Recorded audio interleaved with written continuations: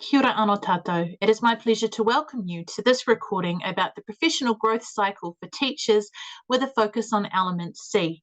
My name is Kim Bonington and I'm a senior advisor in the teacher capability and collaboration team here at Te Matatu o Aotearoa, and I come from a secondary teaching background.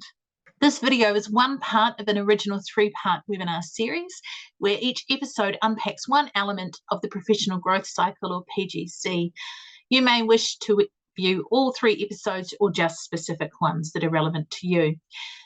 These videos are designed to assist those who are new to developing a professional growth cycle, or to help those who are looking at redesigning all or different parts of their PGC. This particular episode will ask you to consider the role and enactment of professional learning in your professional growth cycle using ngā paerewa, the standards for the teaching profession, to advance your understanding of the relationship between your professional practice and outcomes for learners. While this video will today outline element C, it will also ask you to consider your next steps and how you enact it in your setting. It's a good idea, therefore, to make use of the pause and rewind buttons when you want to ponder things further. You may also wish to grab a pen and a piece of paper to make some notes as you watch. Element C involves every teacher engaging in professional learning using the standards, ngā paerewa, to advance their understanding of the relationship between their professional practice and outcome for learners. It involves us considering the outcomes we need to achieve for those learners, asking ourselves what knowledge we can action to achieve those outcomes. Where gaps may exist, that's where our professional learning happens, as we explore practice that will increase our knowledge and enhance our actions as teachers that lead to improved outcomes for learners. Element C can be considered as having two key aspects, as seen here, but framed as questions. If you are a professional leader who is working with your staff to develop element C, you could consider these two questions as you decide what it looks like in your setting. This slide breaks those questions down into more discrete areas of professional learning and asks you to consider these alongside student outcomes. We're all teachers, we have undertaken professional learning in the past, so this is about really making you consider what has worked for you so that you can use those things that have worked in your future professional growth cycle. We now invite you to spend 2 or 3 minutes quietly thinking about professional learning you have done in the past.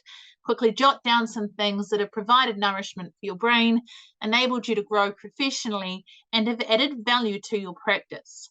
You may then wish to take these questions back to your setting to aid in your design or redevelopment process. In making decisions on the design of professional learning, there is lots of good research you can consult to decide what will work for you in your setting.